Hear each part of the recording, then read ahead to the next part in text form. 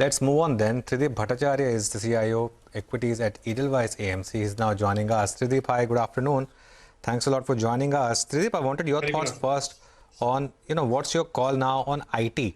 Because, from being consensus, overweight till about 6 months back, it's now almost consensus underweight, right? I mean, almost everyone's now talking about the headwinds.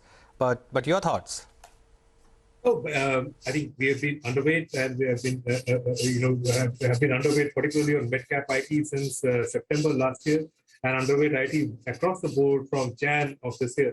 So yes, I think it is getting consensus, but it's a question of the extent to which the earnings downgrades happen, and I would say, or I would surmise, that we haven't seen the bottom of earnings downgrades yet. And let me elaborate what I mean.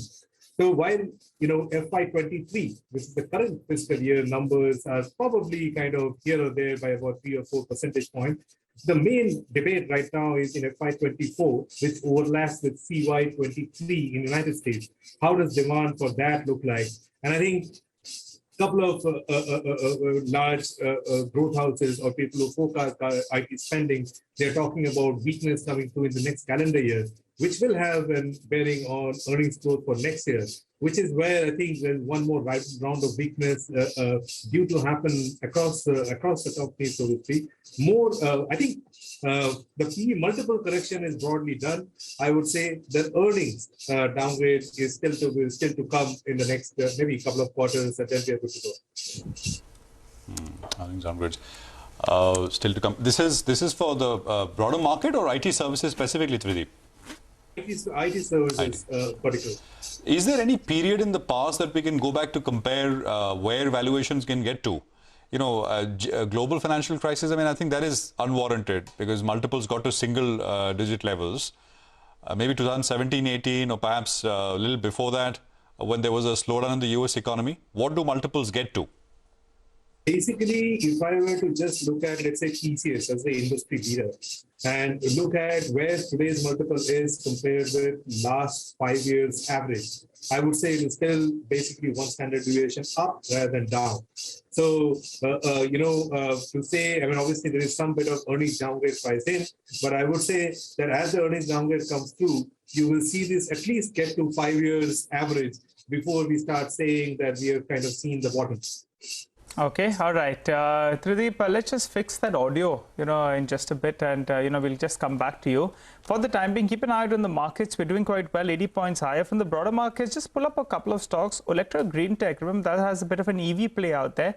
That stock, as we speak as well, has spiked up to the high point. So that's one that's come on my radar. Let's get the intraday chart. Yeah, quite a sharp spike out there. So keep an eye out on that one. And a few other names as well that are moving pretty well in the last few minutes. HFCL, that's been moving along, so that stock continues to do well. Kiri Industries has seen a bit of a spike up, so let's pull up the intraday chart out there. That stock moves higher. Jubilant Ingravia, in fact, that one as well is bucking the trend as we speak. And Narayana Health, pull up the intraday chart out there. That one as well doing pretty well. Rajratan Wires, auto ancillary name, larger than normal volumes is what we're seeing. Comes out with a set of numbers in the next week. One play on the tire space. I think we have Trideep back with us. All right, we'll just get to Trideep in just a bit. But fair to say, guys, it's quite a good, good afternoon. I think Anuj, the bulls took that seriously when you said it was a little bit of a boring afternoon. Plenty of action, I think, in the last 60 minutes or so. So yeah, but you never know what happens in this market. Last 30 minutes, who knows? Things can turn again. But look at autos. I mean, just can't take my eyes off some of these names. Tata Motors. Let's just pull out intraday chart of Tata Motors. That's had a big surge. When it moves, it really moves like this. And it's got, of course, Eicher Motors for company. There's a rally happening in Mahindra and Mahindra. And the other stock that's contributing now is Larsen & Toubro. Larsen & Toubro actually was building a nice rally. Then we had that 1 day of decline. But now, once again, Larsen & Toubro making a big move. So, well, the week's ending well, Prashant. I mean, let's see. I think for the week, I was just looking at the changes. The Nifty was down for the week.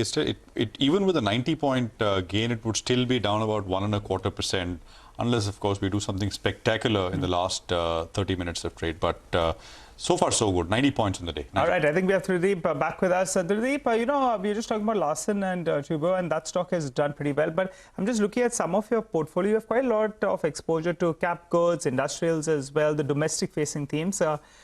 You believe that space will start looking good from here on?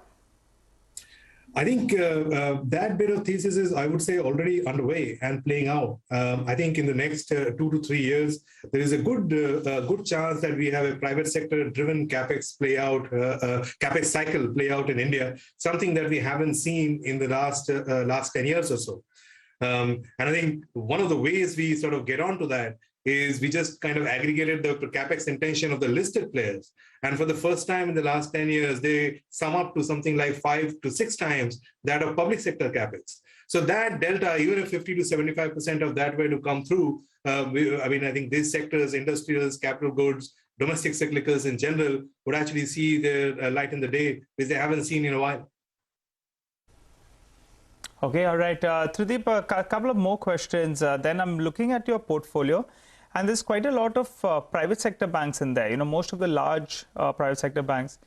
No PSU banks, that valuation argument doesn't hold. You'll stick to the large private sector banks itself? Yeah, I think at the moment, if you really ask me, the part of market which is genuinely, meaningfully undervalued is basically financials. So within that, the private sector banks itself offer good valuation support. And if we do see an economic cycle play out over the next 3 years, then clearly the lending part of the financials would benefit significantly from the same.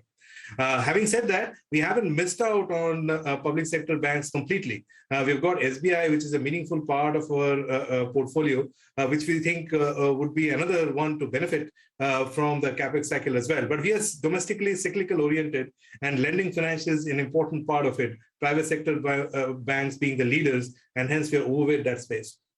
Trideep, you have a fairly large weight on Reliance. How have you viewed the recent underperformance, especially after that windfall gains tax was levied? So we've actually, overall, we have used these sort of weaknesses to a certain extent to build up our position in Reliance rather than overall being overweight on the stock. We'll probably still be underweight. But we think that overall, with regards to some of the measures that they are taking with regards to, the retail, this, that, the other, plus the supernormal GRM earnings that they will see this quarter, will actually your net balance call for better earnings than otherwise. So while we've been underweight the oil space or commodity space for a good while, within that, this is probably one bet where we think that it is multitude of many factors which will stand to benefit in the form of Reliance than others. So relatively overweight, but overall in the commodities basket, oil included, we would be underweight, I would say. BEL, by the way, I think is another one which reports numbers. It's surging in the last hour of trade. The market's picked up quite a bit of steam. Expectations are that it should be a pretty decent number, Bharat Electronics, and of course, the market will react to it when we come back on Monday. 244 is where BEL is trading at. You were talking about Reliance, and when the market surges like this out of the blue, the first stock you go and look at is Reliance, but so far there is no great contribution from it. It's still the HDFC twins, Bank and HDFC, Lever, L&T, Mahindra and Kotak Bank. Actually banking participation and maybe some auto participation as well. Maruti, for example, is adding some 5 or 6 points, index points to this move. Trideep, any thoughts on Bharti with all the news flow around it at about 650 now?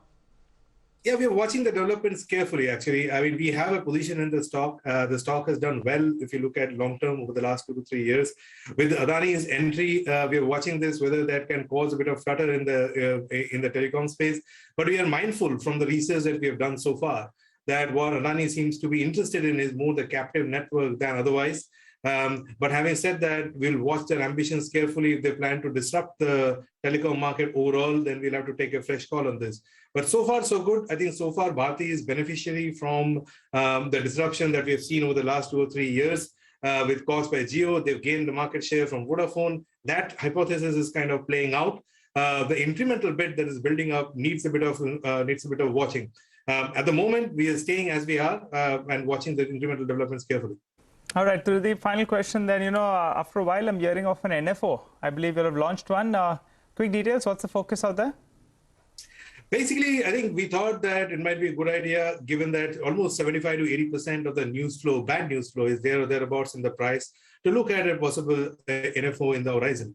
And in that context, we are focusing on three areas where we think India's time has come. And these three areas are brands, market share gainers, and innovation. We think that overall, with valuations having corrected, certainly in these pockets of the market, we intend to put together a focused bunch of stocks, 25 to 30 names, which will hopefully help wealth creation over the medium term for investors overall. That's the idea. Okay, Trideep, thanks so much for stopping by. Wish you all well on that one, and hopefully you'll generate a lot of wealth for a lot of investors as well, given the fact that you believe 70 to 80% of the bad news is in the price. Well, the markets continue to move up. For the time being, we'll slip into a short break. When